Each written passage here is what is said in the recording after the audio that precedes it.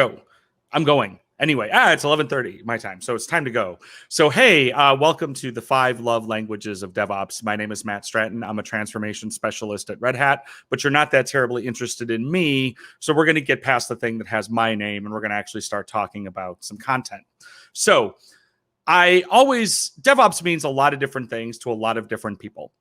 So I went to Twitter and I said, what is DevOps not? And got a bunch of really great ideas. My favorite is that, it's not your khakis, which might be a deep cut. But one of the definitions I really like came from this cat here, Andrew Clay Schaefer, who you may have heard of. And he says it's optimizing human experience and performance of operating software with software and humans, which means it's a socio-technical system, which means it involves people.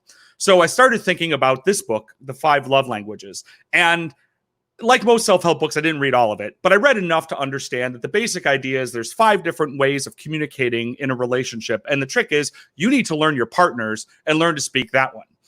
That's great, you say, but I care about shipping software. This is DevOps, not DevLoveOps, which is a whole other conversation. So what does this have to do with it, right? So let's take a step back and think about another way we talk about DevOps. So these cats here came up with this idea of CALM. So that's John Willis, Damon Edwards, Jess Humble. And it's a way that we like to reason about DevOps, being about culture, automation, lean, measurement, and sharing. So notice there are 5 of them. But what does this have to do with anything, right? Like, what's the point? You're like, okay, 5 love languages and CALMs. How do we put these things together? Here's how, right? Each of these is a DevOps love language, right? The way that we understand DevOps and communicate about it maps pretty neatly to which part of CALMs actually matters to us. And so I started thinking about how we can understand somebody else's DevOps love language. And I went to this communication model called the DISC, right? This is sometimes a little bit like a Myers-Briggs thing, but really DISC has to do with how we like to communicate. And there's 4 different kind of modalities of DISC, right? Dominant, influencing, steadiness, and conscientious. What happens is, depending upon your DISC preference, it maps really cleanly to a different part of CALMs. So if you're a direct, then things like lean and measurement parts of DevOps really speak to you, right? You're not as worried about the other things. But if you're an influencing type, and that doesn't mean like an Instagram influencer, but it might. So the culture and sharing aspects of DevOps resonate a lot more with you.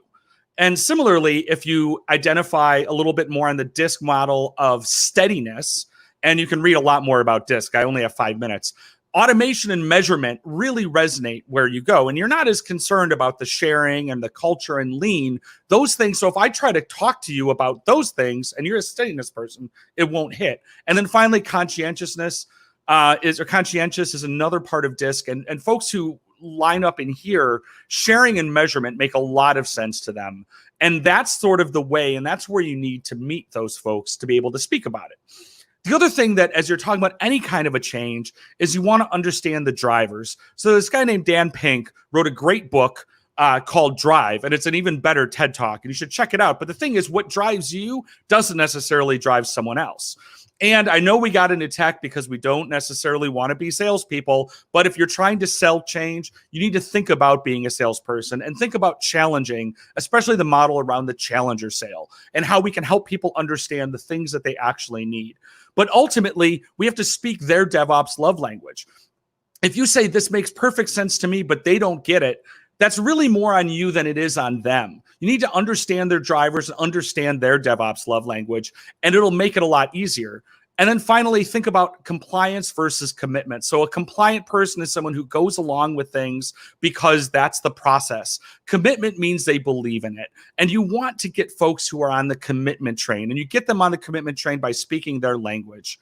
And if you want to make change, remember this, that the most effective change agents are those who don't see people as just this thing you have to deal with. You actually embrace that part of socio-technical systems and invite people along. Don't dictate, don't make mandates, have your ears open, get their feedback, get their ideas. And that's the way that you're going to all be able to speak DevOps love languages together and really make effective change in our organizations. My name is Matt Stratton. I'm a global organizer for DevOps Days. I started DevOps Days Chicago. I have a silly podcast called Arrested DevOps. If you're into podcasts, and yeah, that is my license plate. You can check out these slides and any other talks I have at speaking.mattstratton.com. And I'm happy to take questions over in Slack. So thanks for giving me your ears and your eyes today.